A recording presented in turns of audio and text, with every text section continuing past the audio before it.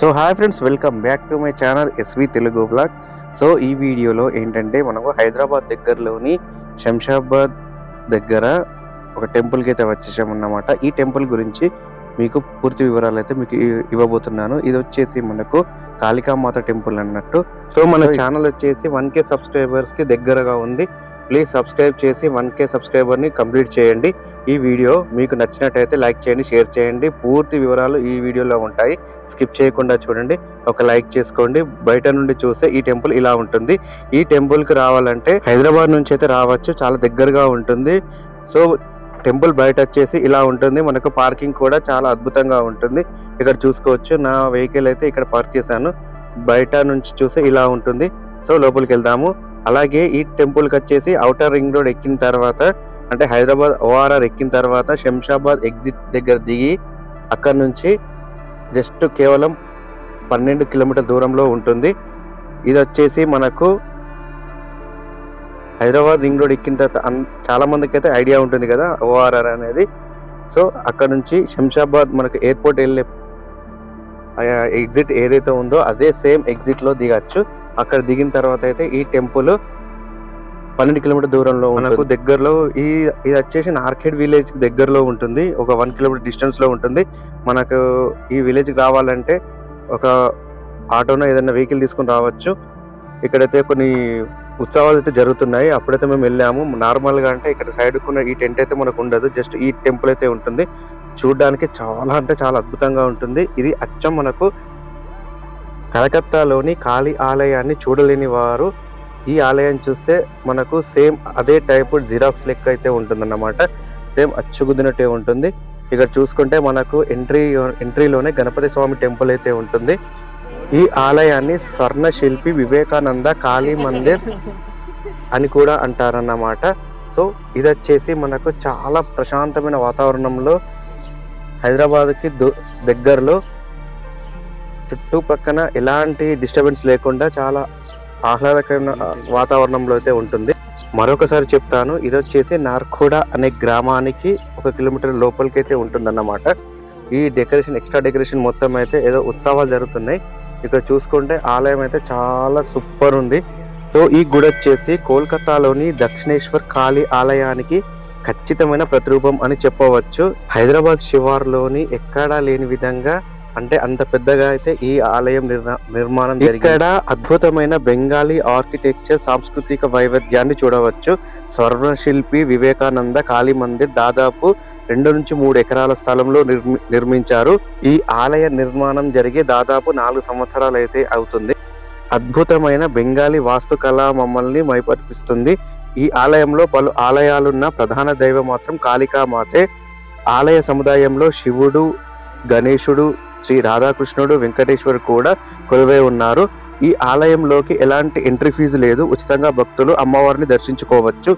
ఇక ఆలయ సమయాలకు విషయానికి వస్తే ఉదయం 8 గంటల నుండి మధ్యాహ్నం 12 గంటల వరకు, సాయంత్రం 3 గంటల నుండి రాత్రి 8 గంటల వరకు ఆలయ ప్రవేశం ఉంటుంది. సంధ్యాహారతి సాయంత్రం 7 గంటలకు జరుగుతుంది అన్నమాట. ఈ ఆలయం లోపలికి అయితే మనకు మొబైల్స్, కెమెరాస్ అయితే అలౌడ్ ఉన్నాయి. ఎలాంటి రిస్ట్రిక్షన్స్ లేవు. చూసుకోవచ్చు, మనకు చాలా ఫోటో సెషన్, ఇక్కడ ఫోటో కూడా చాలా మంది అయితే ఇక్కడ ఫొటోస్ దిగుతుంటారు. షూటింగ్స్ కూడా జరుగుతున్నాయి. చూడడానికి చాలా అంటే చాలా అద్భుతంగా ఉంది ఈ గుడి. సాయంత్ర సమయాల్లో ఈ ఆలయం మిరుమిట్లు గొల్పే లైట్లతో ప్రకాశిస్తుంది. ఆలయ ప్రాంగణం అంతా రంగురంగుల లైట్లతో చూడడానికి చాలా అందంగా ఉంటుంది. హారతి వేడుకలో డాక్ శబ్దం ఉత్కంఠ భరితంగా ఉంటుంది. ఈ ఆలయం దుర్గా పూజ, కాళీ పూజ, బెంగాల్ నోబోబోర్చ్, మహాశివరాత్రి, గణేష్ చవితి పూజ, శ్రీకృష్ణ జన్మాష్టమి వంటి వివిధ పండుగలను ఘనంగా నిర్వహిస్తారు. దుర్గా పూజా సమయంలో ఈ ఆలయాన్ని ఇతర ప్రాంతాల నుండి వచ్చే ప్రజలు మరింత ఆనందంగా ముస్తాబు చేస్తారన్నమాట.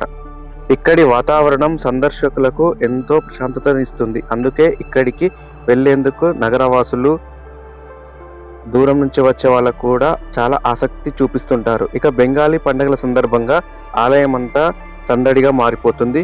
మిరుమిట్లు గొల్పే లైట్లు, శ్రావ్యమైన సంగీతం భక్తులను ఆకట్టుకుంటాయి. ఖాళీ సమయంలో లేదా వీకెండ్ ఎక్కడైనా వెళ్ళాలంటే ఈ కాళికామాత ఆలయాన్ని దర్శించుకోవచ్చు. చాలా అద్భుతంగా ఉంటుంది.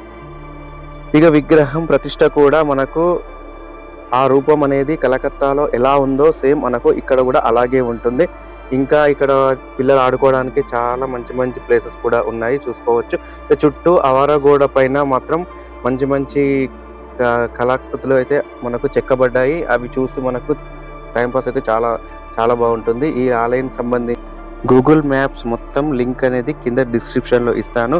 ఇంకా నాకు తెలిసిన విషయాలు కూడా కింద డిస్క్రిప్షన్లో ఇస్తాను. ఇక్కడ చూసుకుంటే చాలా బాగుంది కదా ఇదంతా. ఇక్కడ చెట్లు కానీ ఇదంతా చాలా అద్భుతంగా ఉంటుంది. ఇక్కడ కూర్చొని కూడా మనము ఎంజాయ్ చేయొచ్చు. సో ఇక్కడ చూసుకుంటే మనకైతే ఇలాంటి ఈ టెంట్ వచ్చేసి ఉత్సవాల్లో అయితే వేశారన్నమాట.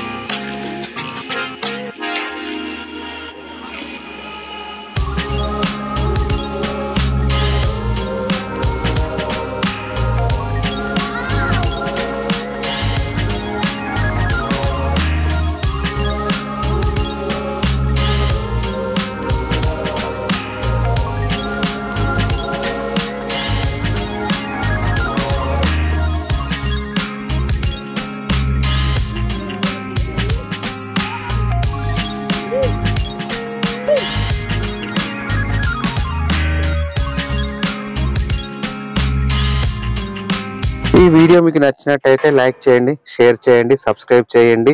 Thank you for watching.